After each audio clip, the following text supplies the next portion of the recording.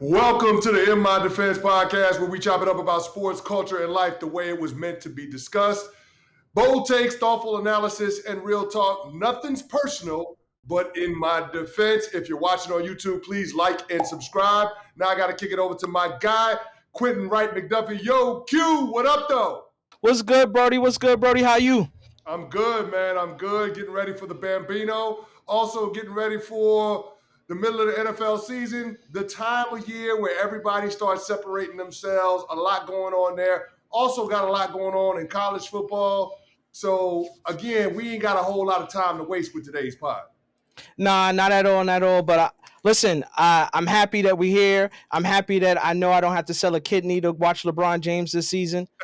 Tickets dropped up triple. I had to rock this. I'm happy to know he's just off that hen. So we good to go. Hold on, before we even keep it moving, we got to drill down on that, though. Because how did you view the decision part two, the advertising ploy for LVMH, Moet Hennessy, him pushing that cognac? How did you view that? Because I thought it was cheap publicity.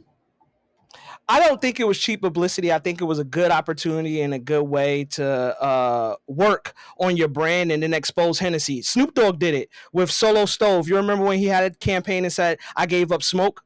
Yeah. And everybody went crazy. This is that Snoop Dogg moment. It generated so much revenue for the brand. It brought eyeballs in shock because everybody's trying to figure out that he give up smoke. And the decision, a lot of people say it was the worst thing LeBron ever did. But now I think they're going to say this tops that because everybody really started spending money on tickets for fun now at this point. Yeah, but that's the part that bothers me a little bit, right? Because you see how him making that type of teaser drives the ticket market crazy.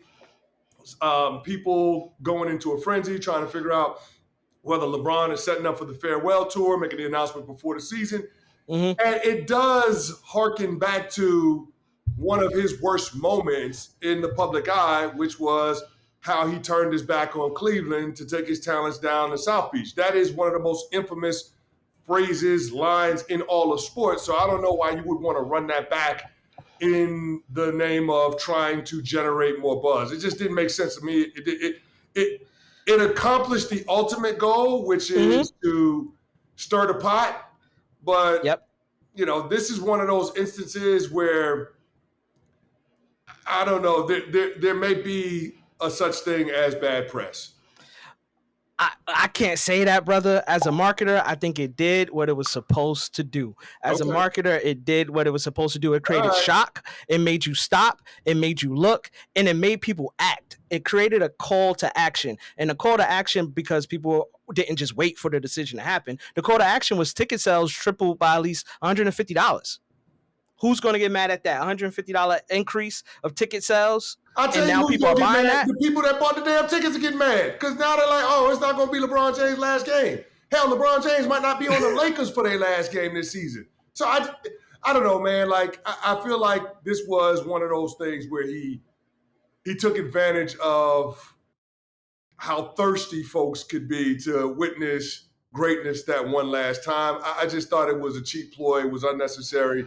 And yeah, he prompted people to action, but it wasn't to buy Hennessy, which is what he was ultimately promoting. I don't know, man. Maybe it's just me.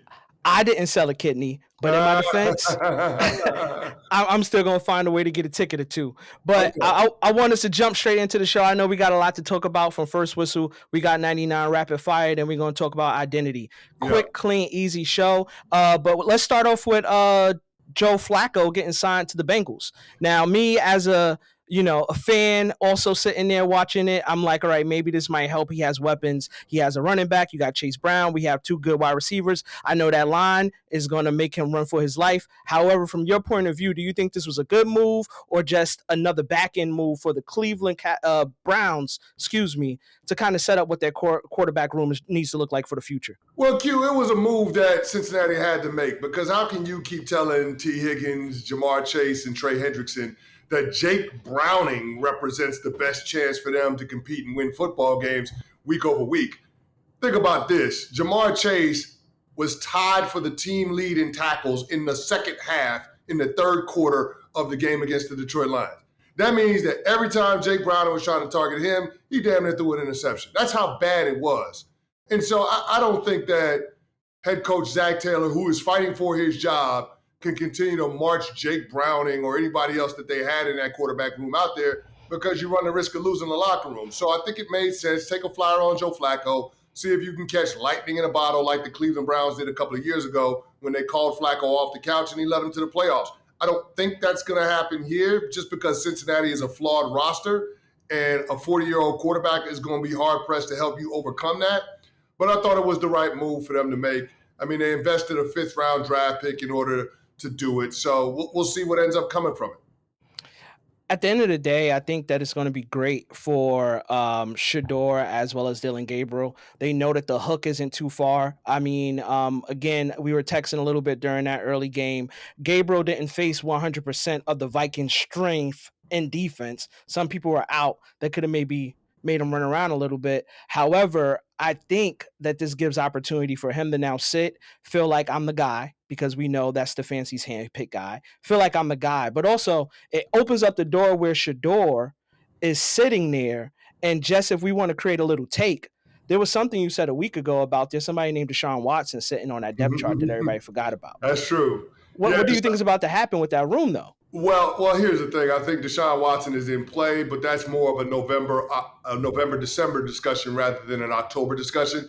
For now, Dylan Gabriel is the guy. I thought it was interesting how Kevin Stefanski pumped the brakes on Shador Sanders being elevated to the number 2 quarterback, even though Shador is the only other quarterback on the active roster.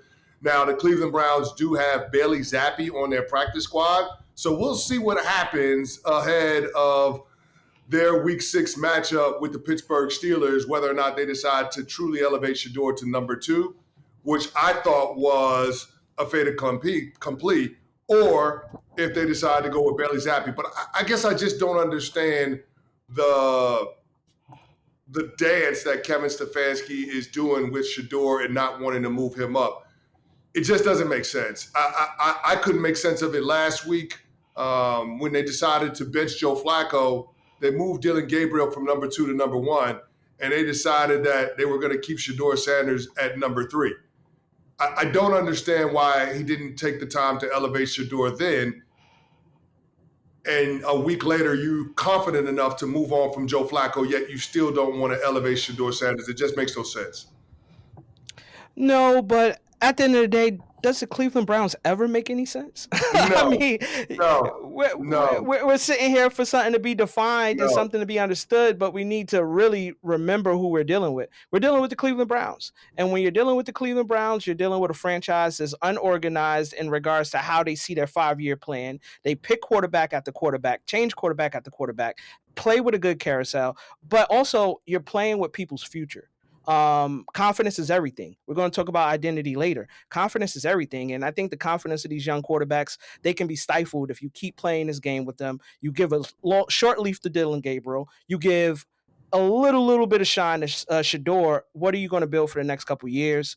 And then you just become a franchise just finds itself in the rinse-repeat cycle. Rinse-repeat of bullshit. Yeah, I mean, listen, you're better off trying to get a hold of a Trump tax return than figuring out how you going to navigate the Cleveland Browns quarterback situation and get into their psyche and what they're thinking. But I look at it from this standpoint. Dylan Gabriel is the guy for now. The Cleveland Browns owe it to themselves to get a long, hard look at both young quarterbacks so they can make an informed decision about what they want to do at the position long term going into an offseason where they have 2 first-round draft picks in the NFL draft next April. So you want to have as much information as you can on those 2 guys, because if you decide that neither one of them is the guy, you can be aggressive in going after one of these quarterbacks out of the college ranks.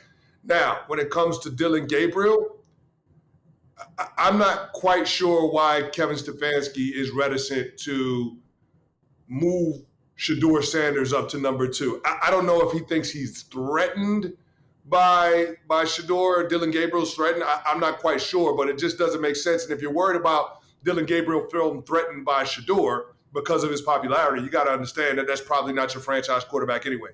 If his mental psyche is so fragile that he's concerned about who the number 2 quarterback is rather than taking full advantage of the opportunity that he has in front of him, then he's not your guy. So I'm fascinated to see the runway that Dylan Gabriel gets, and when or if we actually see Shedeur Sanders on the field for the Cleveland Browns. Let's segue to another topic, and I think we need to talk about making it rain. We always talk about keeping your paper. There's a lot of people that didn't keep their paper this week, and this coach's week, and we got a coach that didn't keep his paper. But we also got your boy Jerry Jones flipping the bird to those people in MetLife, giving them the good double baratas. For you, I'm trying to understand $250K fine, and also, do you think it was warranted? Here's the thing, man. I think $250K is a lot of money for throwing one finger salute out there. I mean, if you've ever been to MetLife Stadium, you know how fans can heckle people. They can heckle players. They can heckle coaches. They can heckle other fans. So I didn't think much too of it. Jerry Jones is the ultimate showman. He's one of the biggest personalities, the face of the league. I guess it's conduct unbecoming of an owner, but at the same time, I'm kind of here for it. I like the fact that Jerry Jones is not afraid to mix it up with the fans and get into it with them. I think it's good for the game. I'm pretty sure that fan wasn't offended, and he was giving it just as good as he got it from Jerry Jones. Yeah, I thought 250 racks is a lot of money, even if we are talking about one of the richest owners in the sport. I think that was a penny in his ocean. He didn't care. That was just a little blop. He didn't care nothing about it. And maybe it was worth it. Maybe on that private jet home, he was sitting there. He was right. shining. I mean, you're probably right, but it's 250 racks, man. That's a lot of money, dog. Yeah. I can find a lot of ways to use $250,000, even if I was a billionaire. A lot of ways to use 250 grand. Listen, I could find 1,000 ways to use 250 grand, but I can also find 100,000 ways to use 250 grand. We have the coach. It's Coach's Week. Jonathan Gannon fined 100 grand for his sideline antics. Well, it really wasn't antics. He was reacting. He's fighting for his life, fighting for his job, fighting for his baby mama not coming after him. He probably ain't got one, but somebody coming out the woodwork if they know how much paper he got. What do you feel about, as a player, that whole situation with, just reacting to the running back from the Cardinals fumbling the rock before crossing the finish line? Yeah, I mean, players got to stop doing that. Amari DeMercado made a mistake, but in that moment, nobody knows how big of a mistake it was more than him. And as a former player, you beat yourself up about those moments because you feel like you cost your team an opportunity to put a win away. And that score for the Arizona Cardinals would have put them up 3 possessions at home against the winless Tennessee Titans. So I understand why he's so frustrated. I understand that it's a teachable moment if you're on the coaching staff. If you're Jonathan Gannon, the head coach, you want to go over and you want to talk to the player. But my issue with Gannon was his approach. First of all, you don't put your hands on nobody, right? You don't do that. Because if a player did that to a coach, if a player got upset that the coach put him in a bad call and put hands on the coach, they'd be talking about suspending the player. They'd be talking about taking the guy off the field. They'd be talking about potentially blackballing that guy because he hit a coach. Remember how out-of-pocket folks got when Latrell Sprewell put hands on P.J. Carlissimo. That's an NBA. But again, that was one of those moments where people had no tolerance for players. I don't understand why the standard isn't as high or even higher for coaches. So there's that element to it. The part that I think is more nuanced, but I think folks need to understand, is that you also took one of your weapons out of the game. Amari DeMercado, no doubt, was in his head after he made that mistake. But instead of trying to lift the player up in that moment, recognizing that you still got an entire fourth quarter to play, you decided to undress Amari DeMercado in front of his teammates, in front of all the fans in the stadium, in front of all of the national television cameras. In that moment, because the player is frustrated, because the player is upset at himself, rather than trying to lift him up and get through the game, knowing that you might need that guy, you decided to lay into him to make yourself feel better and ultimately make Amari DeMercado a non-factor for the rest of the ballgame. I don't understand that logic. I don't understand that approach. when you play in an NFL game, you got 45 guys dressed on game day, right? 45. Those are the guys you got to go out there and win the game with. In effect, what Jonathan Gannon did was take one of those guys off the field.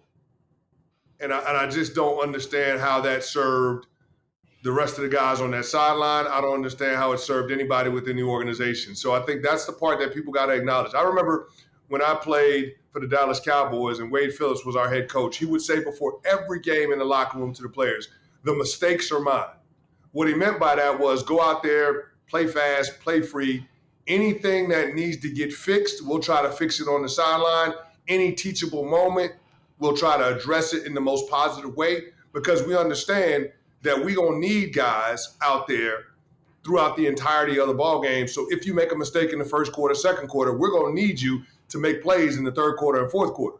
Well, essentially, Jonathan Gannon forgot that. And I think that's the miss for him, and that's what should be the teachable moment for him moving forward. But we're going to find out how the locker room feels about how he treated Amari DiMercato based on what they do for the rest of the season. Now, before we move with that, one last thing. If Tom Coughlin, who you had on Unsportsmanlike this week, ran up on you like that, he already looked sad. But if he ran up on you like that, how would you have maybe reacted? Well, listen, I couldn't imagine TC putting his hands on me, but I mean, when you put your hands on me, that's a no-fly zone. There's one thing for a coach to tap you on the shoulder or grab your arm to try to get your attention. But when they punch you, not once, but twice, we're going to have a problem. As a matter of fact, there ain't going to be a twice, because if you punch me once, it's going down, and we'll sort it out later. Definitely got to figure that part out later. Well, also, we had some good games this week. We want to talk about Baker Mayfield. I think we're starting to see people starting to reveal themselves, as you said at the start of the show. Baker Mayfield looks like he might be the MVP. Looking back at the games this week, how did you think about Baker's performance? And just where do you think the Buccaneers are going to end by the end of the season? Listen, first of all, the Bake Show, when it comes to quarterbacks, I don't know that there is a quarterback that I would take definitively over Baker Mayfield if I'm in the fourth quarter and my team is down and we got to have it. Now, that's not to say that I think Baker Mayfield is the best quarterback in the NFL, far from it. But I think under the circumstances, when it comes to being able to perform in clutch situations, got to have it moments, Baker Mayfield has clearly shown the ability to get it done. And he did it again in Seattle. I mean, late in that game, they're down a touchdown. They find a way to not only score one, but get the pick from Sam Darnold on the following possession, and Baker cashes it in again. Now, a part of my confidence in Baker Mayfield is the supporting cast around him, and I'd be remiss if I didn't mention Emeka Ebuka, first-round rookie wide receiver from Ohio State University. He might be the best Ohio State University receiver in the NFL right now. To me, Bake and Emeka represent the best quarterback wide receiver tandem in the entire NFL. To me, they're better than Jalen Hurts, A.J. Brown. They're better than Matt Stafford, Puka Nacua. Anybody you want to throw out there, they are the standard right now. I mean, they're better than Jared Goff and Amon-Ra St. Brown in my book. And so those guys showed the ability to get it done on the road, hostile environment in Seattle with the 12s going crazy. Baker Mayfield was a perfect 7-7 for 163 yards and 2 touchdowns targeting Emeka Ebuka, and a touchdown targeting Emeka Ebuka. So 7 for 7, 163 yards and a touchdown against one of the better secondaries in the entire NFL. Those dudes are balling out of their minds right now, and they deserve to be acknowledged. They deserve the ultimate respect. Yeah, and it was a great shootout out there in Seattle, being able to beat the Seahawks for Baker. And I think why I feel like he's going to be the MVP is you got to have MVP moments. And he's had MVP moments. I know Ebuka stepped up a ton. There's a couple games he won for them. Let's keep it a stack.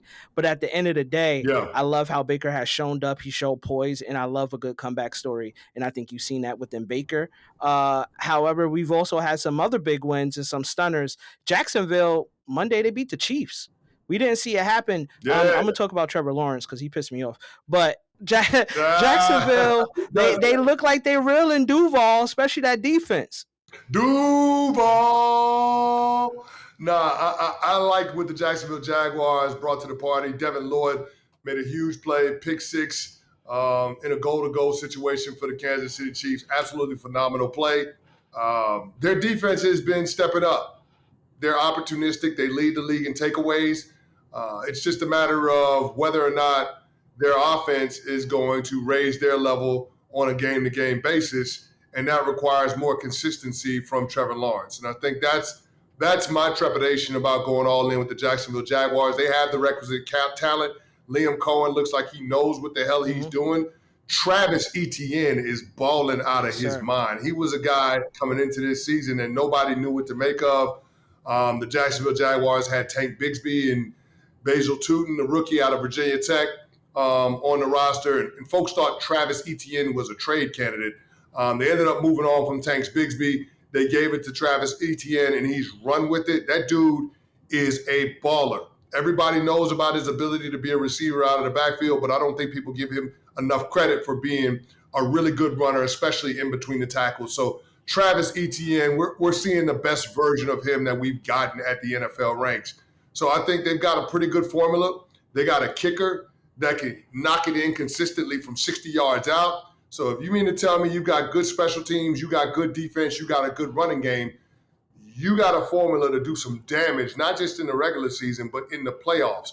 The only question is whether or not you can trust the quarterback, and that's the hang-up for me when it comes to the Jacksonville Jaguars, because I'm not there yet with Trevor Lawrence. No, I agree, but Trevor Lawrence, you owe me $300. Like, you got to stop playing with me. Well, hold on. Why does he owe you $300? You know me. I always do a quick hit parlay because I'm trying to get that money. So I'm trying to hit some stacks. Okay. So Trevor Lawrence, everything hit on my parlay. And you know me, Canty. I do like the good 7-8 leg parlays. Everything hit. Now, I just needed Travis Etienne to score a touchdown. They were on the 1 yard line. He was actually handing off that ball. And I guess it was the center that stepped on his foot. It was the guard, The guard stepped on his foot. The trip happened, and he couldn't hand it off because Etienne would have walked right in. You've seen how he's been balling all year. That's been his bread and butter, the goal line. And then he just runs it in, game over. You lost me some money. I'm happy for you. Happy birthday. But I need that. You got it. It's a pebble in the ocean. You Jerry Jones. I need that. I needed that.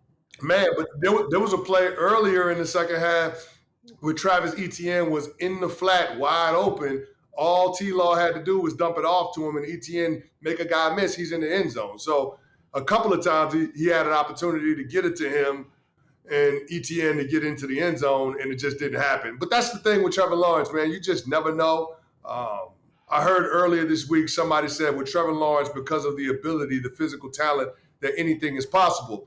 And while we take that to mean a good thing, I also look at the inverse of that and say it could be a bad thing too. Trevor Lawrence might have the widest variance of any quarterback in the National Football League, capable of the highest of highs, but also the lowest of lows. It's been a roller coaster. The last drive against the Kansas City Chiefs on Monday Night Football was somewhat of a microcosm of his career. Remember, he takes the scramble for 6 yards in a 2-minute situation where he's only got a timeout, which is an absolutely ridiculous play. Your quarterback should never do that. The time is worth more than the yardage that you picked up in that instance. The play after that, you take a sack. You're in third down. It's just absolutely ridiculous. But then he drops it in the bucket to Brian Thomas Jr. on the sidelines. Another throw to De'Ami Brown on an out. That's an absolute laser. And you got him in the red zone setting up a scoring opportunity. So Trevor Lawrence can give you the lowest of lows, but the highest of highs. And I'm just wondering whether or not the roller coaster is going to allow this Jaguars team to realize their full potential. We'll see how that goes, but nobody has an O. Real quickly, how do you feel about both the Eagles and also the Bills dropping, their first losses of the season? The Bills being upset by the revenge game of my guy Stephon Diggs. You'd be surprised what happened when Bodak Yellow get in your system. Those Cardi B fans, you know that. Getting that revenge game, and then also the Eagles losing what I would consider something they didn't see happening, losing that game like that, but also most of all losing their identity against the Broncos. They lost their identity. What do you think about both those teams? Yeah, I mean, the Philadelphia Eagles being up 2 touchdowns at home against the Denver Broncos and only running the ball once in the fourth quarter makes no sense. Now, Landon Dickerson got hurt in that game. Lane Johnson has been banged up the last couple of weeks. The offensive line is not what it was last year. Remember, Mekhi Becton left in free agency. So they're dealing with some attrition and some guys defecting. And so that group is trying to find itself. It's been uneven, and I think that's why we've seen the running game be uneven to this point in the season. That said, you do have enough talent on that roster to be more productive on the offensive side of the ball. And too often, Philadelphia goes through these spurts where the offense can't get anything done. And that's the part that they've got to figure out. That's going to come down to coaching. Kevin Patullo, the new offensive coordinator for the Eagles, Nick Sirianni, the head coach, who has a background being on the offensive side of the ball. They got to workshop this thing because there's something wrong with Philadelphia when your offense has been outgained by the opposing offense in every single game that you've played to this point this season.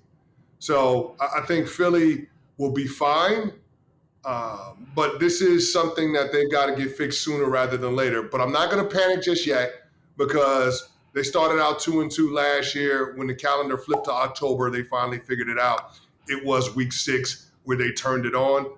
And so I think that's probably what we're in store for now. This team has the blueprint on what it takes to be able to contend at a championship level, playing in the Super Bowl 2 of the last 3 years.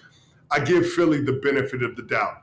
Now, when it comes to Buffalo, I couldn't help but watch that game against the New England Patriots in week 5 and think to myself that the Buffalo Bills did not take it full advantage of having AFC East supremacy post Tom Brady.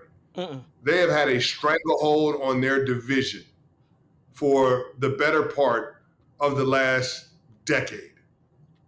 And yet, we're talking about the Buffalo Bills being bested at home by second-year quarterback Drake Maye and new head coach Mike Vrabel.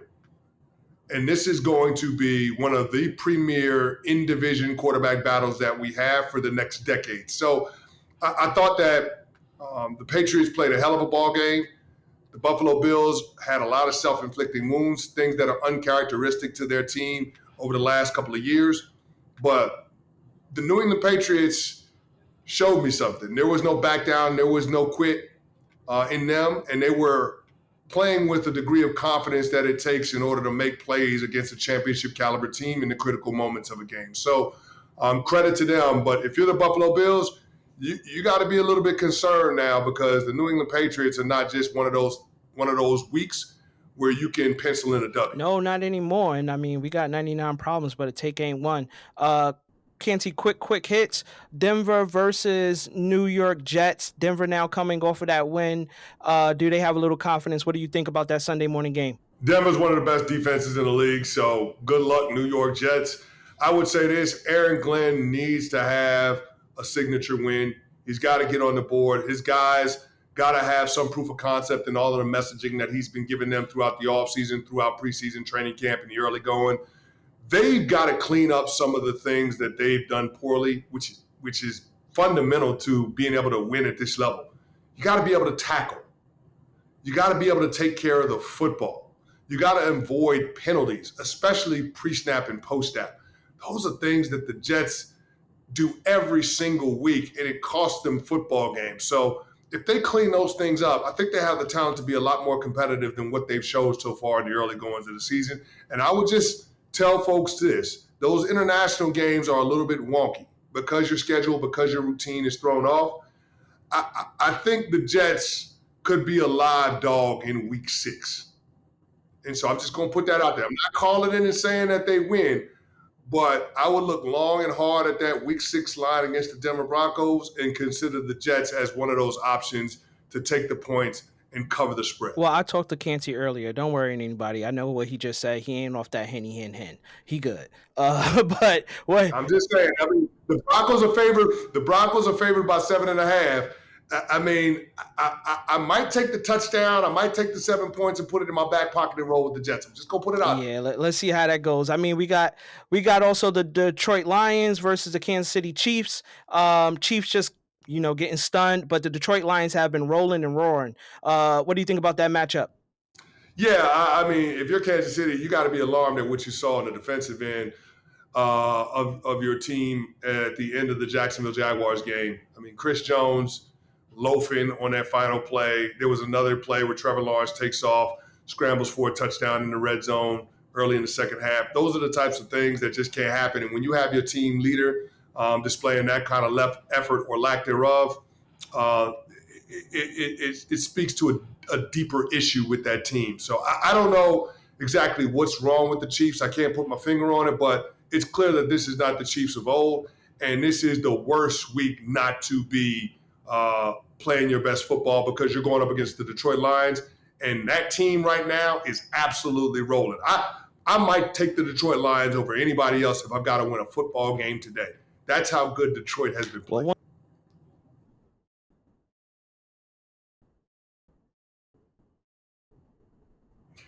Oh, man, listen, I'm excited about this ball game. I'm going to be out at MetLife Stadium. Jackson Dart's third start. Second one didn't go so well down in New Orleans. He's going to have some home cooking. I'm just hoping that Brian Daboll allows Jackson Dart to do what he does best, which is use his legs as a weapon. Get him the football. He loves targeting Theo Johnson, but the Philadelphia Eagles defense is great against opposing tight ends. I can see Cam Scatterboo being a big weapon for him, not just as a runner, but as a receiver out of the backfield. I don't know whether or not they're going to be able to get Wan'Dale Robinson the ball as much as they want because, again, no Darius Slayton, no Malik Neighbors. So I got to imagine Quentin Mitchell being all over Wan'Dale. So I'm fascinated to see the creativity for Brian Daboll and how he's going to utilize his young quarterback because this is a good test early on for Jackson Dart going up against this talented Eagles defense. All right, wins and losses for the week, Canty. What's your wins for the week? Oh, my wins, I got to go with who? Mac Jones. Mac Jones, with everybody hurt for the San Francisco 49ers, goes down to division rival LA Rams on a short week and gets it done. Dude balled out of his mind, 350 yards passing, a couple of tutties, no picks. Mac Jones absolutely balled out, showed a lot of guts because that defensive front for the Rams was knocking the hell out of him, but the guy just kept getting up and coming back for more. He finds a way to win it in overtime. Mac Jones, my biggest win for week 5. Okay, for me, it's Javonte. I told you he was going to tote that rock. You let that man tote that rock, you know what's going to happen. 135, 1 TD on the ground. I love to see that, and I think you said it before. If Dak can remain healthy and throw and lead 4 touchdown drives, you're going to be over 500. So shout out to those Cowboys. Doubt. We had to throw that. What's a loss for you, brother? Oh, the loss for me, no doubt, is the Miami Dolphins. A week after they beat the New York Jets, they come back to reality, up 17-0 against the Carolina Panthers on the road. They gave up the ghost. They let Rico Dowdle run all over them. I mean, Rico Dowdle was running through their face. Those guys on defense for the Dolphins wanted no problems with Rico Dowdle. Pretty Rico, what they call him. But Rico Dowdle went out there and balled out. So, yeah, the Miami Dolphins have got to take the L on this one. And now we're on Mike McDaniel watch. I'd be shocked if Mike McDaniel lasts past the international game that they play against the Washington Commanders in Spain. As we've seen in the past, that international game is a pivot point in the season. A lot of head coaches don't make it out of that game alive. I could see a world where Mike McDaniel gets clipped right after that game just because of the way that the Miami Dolphins are trending right now. You know what? My loss for the week is Trey McBride. I would never put no money on you again. You lost me about a rack off of $3. Everybody, I'm a good stackable parlay guy. Trey McBride did not get that touchdown.